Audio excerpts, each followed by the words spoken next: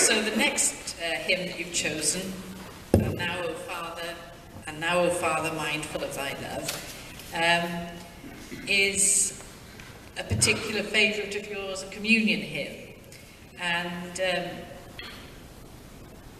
I know communion is at the heart of our worship, obviously as Anglicans, but why, can you talk a little bit about that and a few words about why this particular hymn is important, but also, of course, the Eucharist being such a central part, obviously not just of Anglican life, but of your life as well. Yeah, thank you. I love all communion hymns. I know that sounds a bit of a sort of blanket statement, but I do every communion hymn I think I absolutely adore, and I've known them from an early age. I think the Eucharist, communion, Mass, call it what you will, has baffled me for all my life, and it's also fed me and moved me. It is a mystery, and sometimes there's no fathoming it, but I've celebrated a lot of communions over my life. I've been to a lot, and yet I never do one. I celebrated twice this morning. I never do them on automatic pilot. You think you would after all these years, but you don't. Each time I feel nourished and moved. And what's going on in communion? Well, a lot's going on. Lots going on. Jesus commanded us to do it, for a start. John Sentamu, who's a hero of mine, the Archbishop of York, he once said that Jesus did not give us a constitution, he gave us a meal. He gave us a meal. And the Eucharist is about hospitality. It's about seeing every meal as having Christ present. I was talking this morning about the first Easter day when the disciples walked to Emmaus and a stranger joined them, and when the stranger broke the bread, they recognised the stranger in the breaking of the bread. And I think the Eucharist points to Christ being present at every meal, every kitchen table. Every kitchen table is an altar.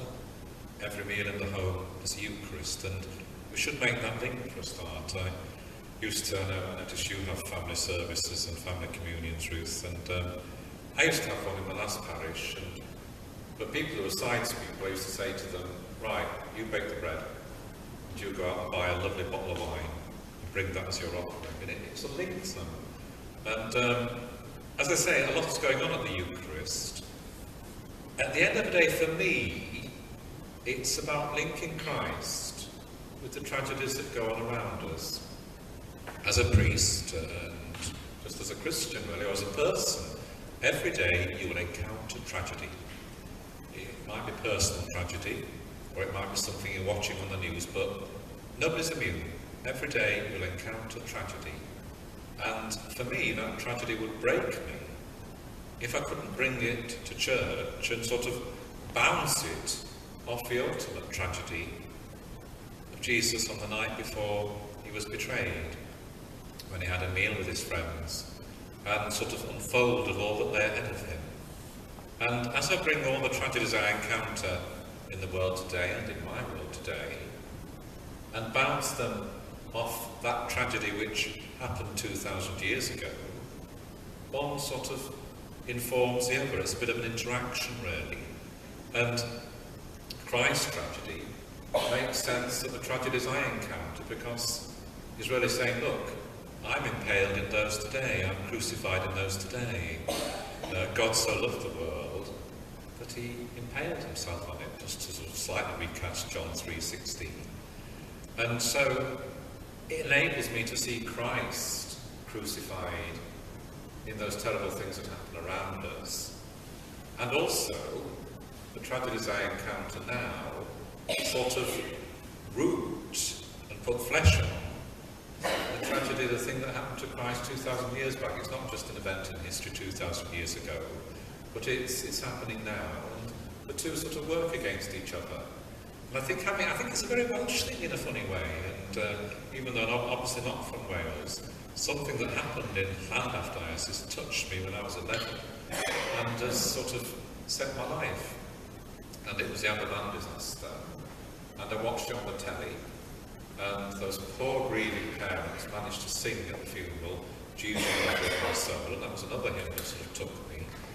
And from that day onwards, I've seen Christ in every suffering victim. And as I say, I was a long way from Mother Van in 1967, wasn't it? Sorry, 66. I was up in Yorkshire, and I was only 11, and something sort of dawned on me that Christ was in every victim, suffering with them, but that he didn't stop there, that he was aching for resurrection. The Eucharist, of course, is a celebration of the Last Supper, but it's also a celebration of the First Supper, that First Supper at Emmaus, when the disciples suddenly realised that Jesus was risen, when they recognised him in the breaking of the bread.